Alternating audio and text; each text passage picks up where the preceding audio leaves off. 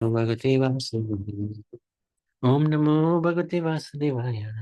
Hare Krishna, dear devotees, you want to seek the blessings of Radha Madhav, Radha Shyamsundar, Krishna Balaram, Gopal, Singadev Bhagavan, Jagannath Baladev Subhadra, Gaunitai, Tulsimani, Haridas Thakur, Guru Parampara, Srila Prabhupada, Guru Maharaj, and the assembled devotees. So, continuing on, Canto 5, Chapter 23. So, yesterday we looked at this part of the structure of the universe. Today we're going to look at the Shishumara planetary systems. Above the planet of the seven sages is Druvlok, the pole star. The time factor causes all of the other planets to move around Druvlok. And they will continue to do so until the end of creation. How? Just like when bulls are yoked together and tied to a central post to thrash ice, they tread around that pivot without deviating from their proper positions. One bull being closest to the post, another in the middle, and a third on the outside. Similarly, all the planets and all the hundreds and thousands of stars revolve around the pole star, the planet of Maharaj Dhruv, in their respective orbits, some higher, some lower. So that's quite interesting. The great revolving machine, consisting of the stars and planets, take the form of Shishumara, which is dolphin. So it looks like a dolphin. The Shishumara is considered an external form of the energy, a bit like the universal form, very similar to the universal form of the Lord. The head of the Shishumara form is downward. Its body appears like that of a coiled snake. On the end of its tail is Druvlok. On the body of the tail are the Prajapatis, Agni, and also Indra and Dharma. And on the root of the tail are Tata and Vidata. On its waist are the seven great sages. The entire body of the Shishumara faces towards its right and appears like a coil of stars. So this is like the Shishumara. It looks like a dolphin.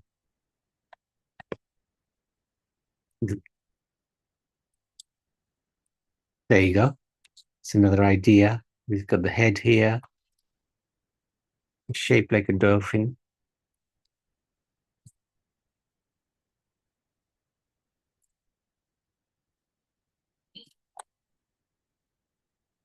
Great.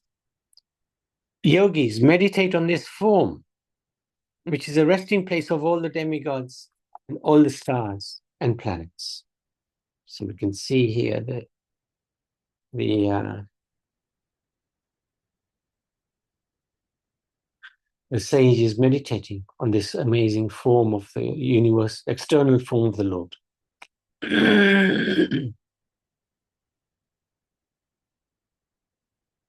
I don't think we can see it from Earth, although there are some aspects of it which we probably can. The subterranean heavenly planets. Rahu exists below the sun and is the enemy of the sun and the moon. Rahu is the son of Simhika, and although he is the most abominable of all asuras, and he is completely unfit to assume the position of a demigod or a planetary deity, he has achieved that position by the grace of the Supreme Personality of Godhead. And how did he achieve that? If we remember the pastime of the Kumbh Mela and the churning of the ocean, how the nectar came and then Mohini took the nectar away from the demons, and then she was feeding it to the demigods. And Rahu and Ketu, they two demons, they actually disguised as demigods, sat in between the sun and the moon. And Mohini gave them some nectar. But then the demigods realized, or Mohini realized, that this is actually a demon. She chopped his head off. But because the nectar had entered the head, that Rahu became immortal. And he's still there as a planet. He always tries to cover the sunshine and the moonshine on the dark moon day and the full moon night. So often we see these eclipses, and it's believed that the cause of the eclipse is the friction caused by Rahu between the sun and the moon. This is known as an eclipse. At that time, the Lord sends Sudarshan Chakra to protect them. Then Rahu flees in fear due to the unbearable heat of the chakra. Below Rahu are Siddhalok, Charanalok, Vidyadharalok. Below them, in Antariksh, are the places of enjoyment for the Yakshas, Rakshasas, Pisachas, ghosts, and so on. Below these planets is the earth. The 7 lower planets are Atala, Vitala, Sutala, Talatala, Mahatala, Rasatala, and Patala. These are subterranean heavens, also known as below Swarg.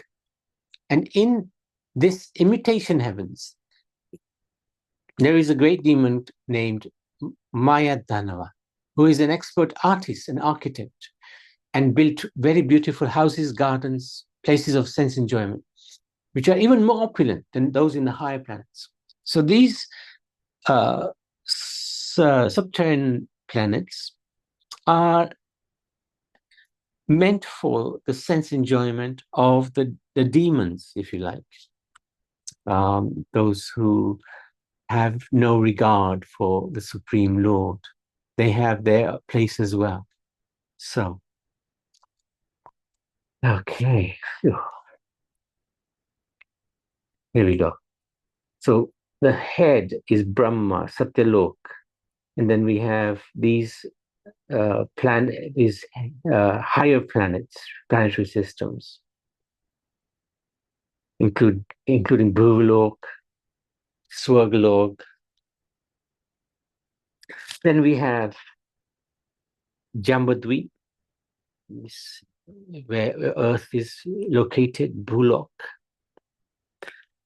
That's in the middle. So we have 6 higher, Bhulok, and then we have 7 lower. And the 7 lower are all the ones that we just discussed. Here they are. These are all places where the Rakshasas, etc., they enjoy. Below that is the hellish worlds. And underneath all of that is the ocean, Garbhodak ocean, on which Lord Vishnu, Garbhodakshay Vishnu is lying. He's the second Vishnu.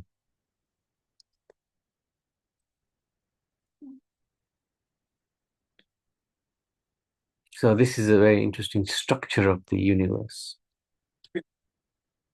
This is just a view of it. We have the higher planetary systems, we have Earth, Bhulok, and then the lower planetary systems. Very vast. Again, another version of the same structure. Satyalok is Brahma's planet.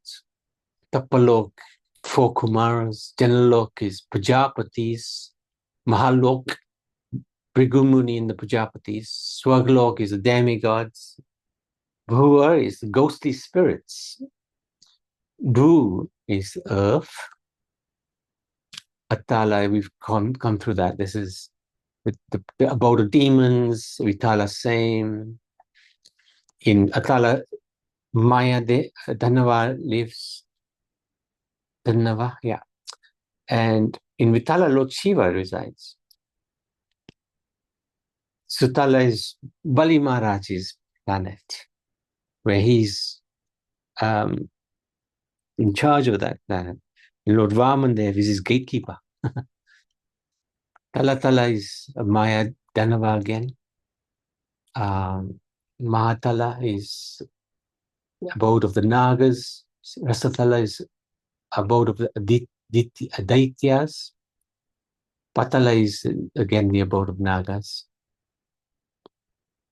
And then below that we have Narkalok, 28 hells. Here, so these are the 7 lower planetary systems. Demoniac people such as the Daityas, Danavas, Nagas live as householders. Since there is no sunshine in those subterranean planets, time is not divided into days and nights. Consequently, fear produced by time does not exist. Many great serpents reside here with gems on their hoods, and effulgence of these gems dissipate the darkness in all directions. The residents of these planets drink and bathe in juices and exilias made from wonderful herbs, and thus they are freed from all anxiety, physical disease, or fatigue, or lack of energy or enthusiasm due to old age.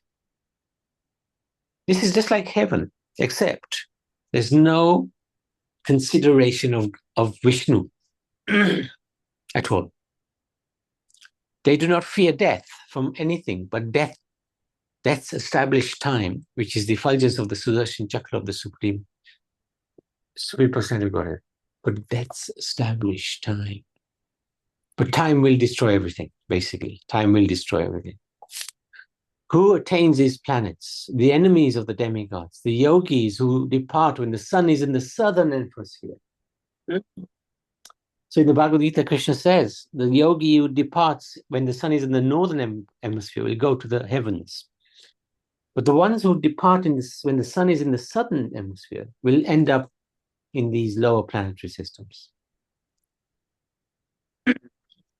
In Atalabala, the son of Maya Dhanava created 96 kinds of mystic power. Some so-called yogis and swamis take advantage of this mystic power to cheat people even today. 3 kinds of lusty women capture the men and make them intoxicated so they enjoy sex life with them. Lord Shiva lives with Bhavani in one of those planets. Personal associates, ghosts, and with Bhavani, Shiva produces progeny.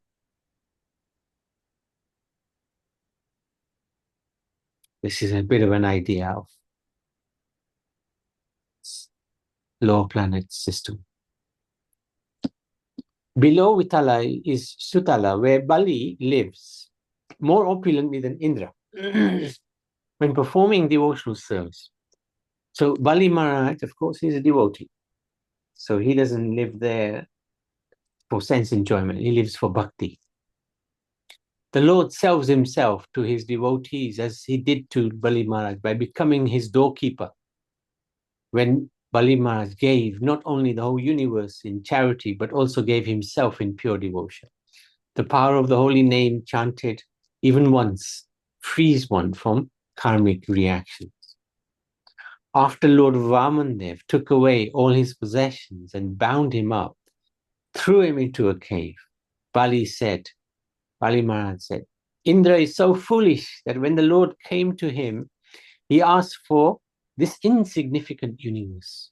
My grandfather, Prahlad Maharaj, was very intelligent because he rejected material opulence and liberation when the Lord wanted to benedict him with it. Instead, he begged to be a servant of the Lord. So this is the pastime when the Shingadev Bhagwan had come to protect Prahlad and had just destroyed Hiranyakashipu. And then he asked Prahlad, what would you like? Prahlad said, please don't tempt me with any material opulence. I don't want to be bound in this world. But Lord Nrsimhadev insisted, I want to give you something. Okay, if you want to give me something, please protect my father. And then Lord Nrsimhadev replied, don't worry about your father, and many generations of your family are already liberated because you are a devotee. Ask for something else. And then Bali Maharaj said, okay. I am only one. But all of these people, let me take their karma and you take them back home with you to Godhead. I am only one. You will enjoy with so many.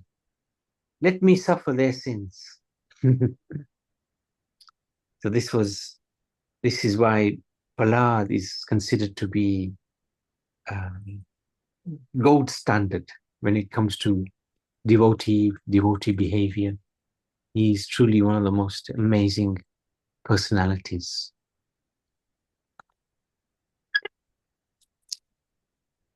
Below Sutala is Talatala, ruled by Danava demon called Maya, the acharya of all the Mayavis, who can invoke the power of sorcery. Below Talatala is Mahatala, the abode of many hooded snakes, descendants of Kadru, who are always very angry. Yet they are always in fear of Garud. Below Mahatala is Rasatala, which is the abode of the demoniac sons of Diti and Danu. Below Rasatala is Patal, or Naglok, where there are demoniac serpents with many hoods. So again, same picture. These are the planets we just talked about.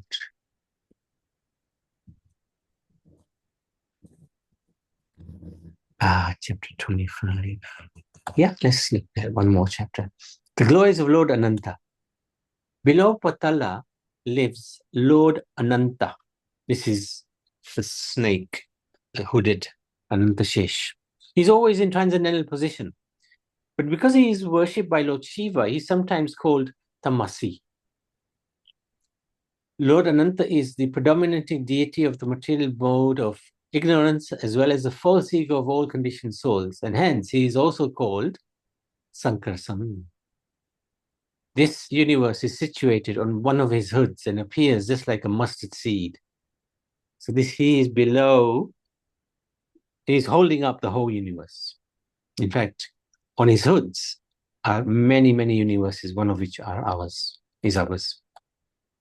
When the time of devastation arrives, Lord Ananta becomes slightly angry, and from between his eyebrows come Rudra with 11 expansions who destroy the universe. So these are the different Rudras who will come to destroy the universe at the right time. The Serpent King and their young princesses worship Lord Ananta. Because Lord Sankarsan is the ocean of unlimited spiritual quality, he is known as Ananta. Ananta means without any end. For the welfare of all living entities within this material world, he resides in his abode, restraining his anger and intolerance. The demigods, the demons, the Uragas, the Siddhas, the Gandharvas, the Vidyadharas, and highly elevated sages constantly offer prayers to the Lord. Because he is intoxicated, the Lord looks bewildered. And his eyes appearing like flowers in full bloom move to and fro. Dressed in bluish garments and wearing a single earring, he holds a plow on his back with his two beautiful and well-constructed hands. So this Ananta is actually none other than Balaram himself. He owns a plow. He wears a golden belt around his waist and a Vaijayanti garland of ever-fresh tulsi blossoms around his neck. The Lord performs pastimes in many different forms and incarnations to conquer the minds of his devotees and give pleasure to their hearts. Because the Lord is unlimited, no one can estimate his power. This entire universe is resting just like an atom on one of the thousands of hoods. Residing beneath the lower planetary systems, he easily sustains the entire universe. There is no end to the great and glorious qualities of that powerful Lord Anantadev. Indeed, his prowess is unlimited. Though self-sufficient, he himself is the support of everything. Sukadeva Goswami states, "My dear king, as I have heard it from my spiritual master, I have fully described to you the creation of this material world according to the fruitive activities and desires of the conditioned souls. These conditioned souls who are full of material desires achieve various situations in different planetary systems. In this way, they live within this material creation.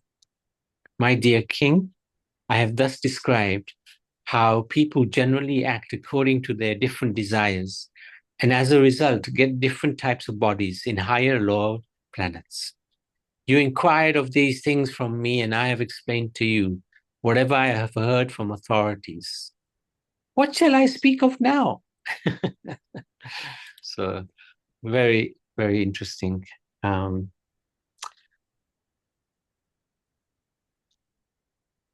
This is another example of the structure of the universe. Very hard to comprehend, but this is what is described in the Bhagavad Puran. There is Anantashesh here, holding up everything. Is below the lower planetary systems. And below him is Kurma, upon which everything rests.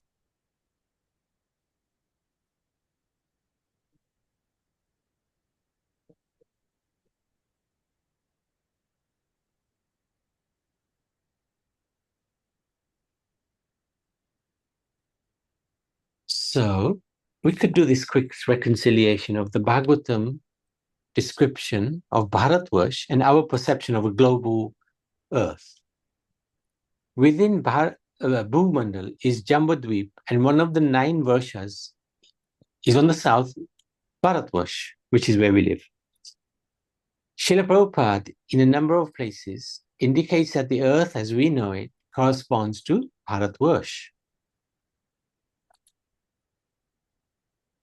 Bharatvarsh is here.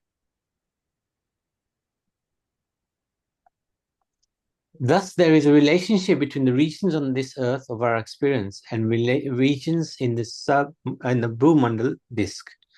How do we relate the small earth globe, which it appears that we live on, with the large continuum of the earth, Bhumandal?